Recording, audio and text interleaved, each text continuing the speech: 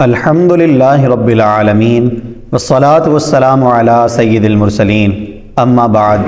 پچھلی ویڈیو میں ہم نے نماز کے اندر قرات کے بارے میں سنا کہ نماز میں کیا پڑھنا ہے، کیسے پڑھنا ہے۔ آج ہم اس کے بقیہ مسائل کے بارے میں سنتے ہیں۔ مسئلہ نمبر 13، ایک آیت کا حفظ کرنا ہر مسلمان مکلف پر فرض عین ہے۔ ایک آیت کا حفظ کرنا ہر ایک مسلمان مکلف پر فرض عین ہے، اور پورے قرآن مجید کا حفظ کرنا فرض کفایہ۔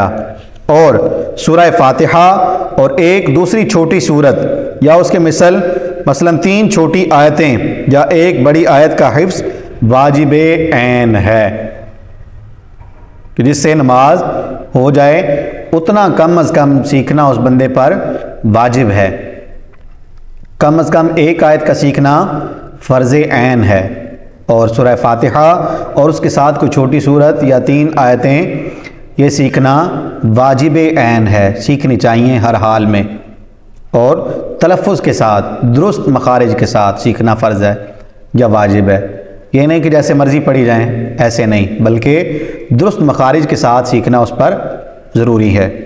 مسئلہ نمبر 14، بقدر ضرورت مسائل فقہ کا جاننا فرض عین ہے، اور حاجت سے زائد سیکھنا مکمل قرآن پاک حفظ کرنے سے افضل ہے۔ جتنے بندے کو حاجت پڑتی ہے مسائل کی، اتنے سیکھنا اس پر فرض ہیں۔ اب کیا کیا فرض ہے، اس کی پوری ایک ڈیٹیل ہے، وہ انشاءاللہ ہم پھر کسی ویڈیو میں بتائیں گے۔ لیکن یہ کہ جیسے نماز ہے تو نماز کے مسائل جس سے اس کی نماز صحیح ہو جائے، یہ سیکھنا اس پر فرض عین ہے۔ نہیں سیکھے گا تو گناہگار ہوگا۔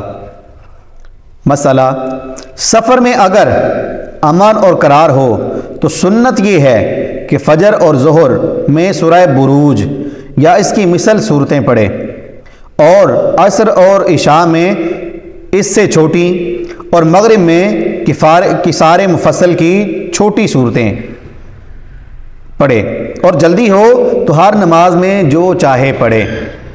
سفر میں اگر امن اور قرار ہو، کوئی مسئلہ مسائل پریشانی نہیں ہے، سواری جانے کا خوف نہیں ہے، قافلہ جانے کا ڈر نہیں ہے، جنگ کا خوف نہیں، لٹنے کا خوف نہیں، تو اگر ایسی صورت میں آرام سے پڑھ رہے ہیں تو کیا پڑھنا چاہیے؟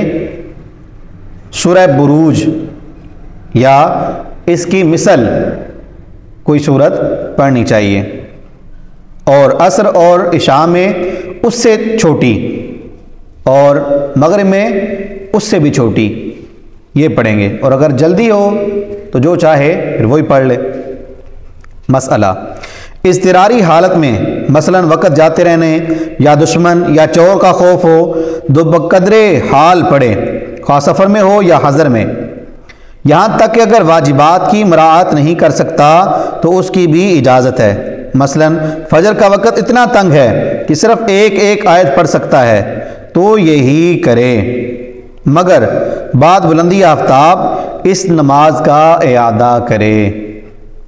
وقت بہت تھوڑا ہے کسی بھی نماز میں، جیسے فجر کی نماز ہے تو فجر کی نماز کے بعد کسی نماز کا وقت نہیں ہوتا، تو اس میں وقت کے اندر سلام پھیرنا یہ ضروری ہے۔ لیکن اتنا وقت نہیں کہ اگر زیادہ پڑے گا تو وقت جاتا رہے گا، تو پھر کیا کرے؟ ایک آیت پڑھے اور سجدہ رکوع کرتا جائے اور اپنی نماز مکمل کر لے، اور جب سورج طلوع ہو جائے اس کے بعد پھر دوبارہ پڑھ لے۔ یہ اس صورت میں ہے جب کہ اضطرار کی حالت میں ہو، یا کوئی مجبوری ہے، کوئی وجہ ہے خاص، پھر اگر ایسا نہیں تو پھر آہستہ آہستہ پڑھنا یا لمبی قرات کرنا یہ ضروری ہے۔ مسئلہ، سنت فجر میں جماعت جانے کا خوف ہو تو صرف واجبات پر اقتصار کرے، ثنا تعوذ کو ترک کرے، اور رکوع سجود میں ایک بار تسبیح پر اکتفا کرے۔ سنتیں پڑھنی ہیں اور فجر کی جماعت بھی کھڑی ہو چکی ہے، اب اگر یہ صحیح سنت کے مطابق پڑھے گا تو جماعت چلی جائے گی، تو ایسی صورت میں کیا کرے گا؟ ایسی صورت میں یہ بندہ الحمد شریف پڑھے گا، 7 سورت ملائے گا، لیکن رکوع اور سجود میں جب جائے گا تو صرف ایک بار سبحان ربی العظیم پڑھ کے سمع اللہ لمن حمدہ کے سجدے میں جائے تو سبحان ربی الاعلی ایک دفعہ پڑھے، اللہ اکبر کہہ کر پھر کھڑا ہو جائے۔ ویسے جلدی جلدی نماز پڑھ لے تاکہ اس کو جماعت مل جائے۔ مسئلہ حضر میں جب کہ وقت تنگ نہ ہو تو سنت یہ ہے کہ فجر اور ظہر میں طوال مفصل پڑھے اور عصر اور عشاء میں اوساط مفصل اور مغرب میں قصار مفصل، اور ان سب صورتوں میں امام اور منفرد دونوں کا ایک ہی حکم ہے۔ یعنی جہاں پر عموماً ہمارے رہائش ہوتی ہے وہیں ہم رہ رہے ہیں اور نماز پڑھنے گئے ہیں تو سنت یہ ہے کہ فجر میں لمبی قرات کرے اور فجر اور ظہر میں، اور عشاء اور عصر میں اس سے تھوڑی سی کم، اور مغرب میں اس سے اور کم۔ اب یہ طوال مفصل اور یہ کیا ہیں یہ ہم تھوڑا سا سن لیتے ہیں۔ حجرات سے آخر تک قرآن مجید کی صورتوں کو مفصل کہتے ہیں۔ اس کے یہ 3 حصے ہیں، سورہ حجرات سے بروج تک طوال مفصل، اور بروج سے لم یکن تک اوساط مفصل، اور لم یکن سے آخر تک قصار مفصل، یعنی انا انزلناہ فی لیلۃ القدر، اس کے بعد جو صورت آتی ہے لم یکن الذین کفروا، یہاں سے یہ آخر صورت تک یعنی والناس تک یہ کیا ہیں؟ قصار مفصل، اور اس سے اوپر سورہ بروج تک یہ ہیں اوساط مفصل، اور اس سے اوپر سورہ حجرات تک یہ طوال مفصل ہیں۔ تو جو پڑھنا چاہے اتنی لمبی سنتیں یا فجر جماعت سے پڑھنا چاہے یا بغیر جماعت کے، تو اس پر سنت یہ ہے کہ اتنی لمبی قرات کرے، سنت یہ ہے۔ لیکن اگر اتنی لمبی نہیں کرتا تو پھر بھی اس کی نماز ہو جائے گی، یہ سنت ہے۔ مسئلہ عصر کی نماز وقت مکروہ میں ادا کرے، جب بھی ٹھیک یہ ہے کہ قرات مسنونہ کو پورا کرے جب کہ وقت میں تنگی نہ ہو۔ مکروہ وقت آ گیا عصر کی نماز میں، ابھی تک نہیں پڑھی، اب اگر شروع کی تو اب کیا کرے؟ مکمل صحیح سنت کے مطابق پڑھے، بہتر یہ ہے۔ اور اگر ایسا نہیں کیا یا وقت تنگ ہے تو پھر جیسے چاہے ویسے پڑھ لے تاکہ جلدی جلدی سے نماز مکمل ہو جائے۔ مسئلہ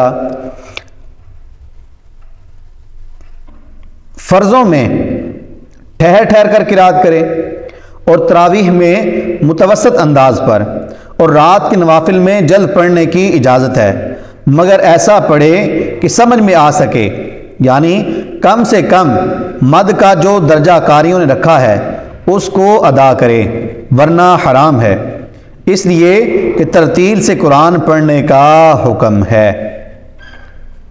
بہت زیادہ تیز کچھ لوگ پڑھتے ہیں، اس طرح پڑھنے کی بالکل اجازت نہیں کہ جس سے مدات کا بھی خیال نہ رہے یا حروف تبدیل ہو جائیں، ایسی قرات کرنے کی بالکل اجازت نہیں۔ آہستہ آہستہ ٹھہر ٹھہر کر قرات کرے، اور اگر جلدی پڑھنی ہے تو اتنی آواز میں یا اس قدر پڑھے کہ بندے کو خود سمجھ آ سکے کہ میں کیا پڑھ رہا ہوں۔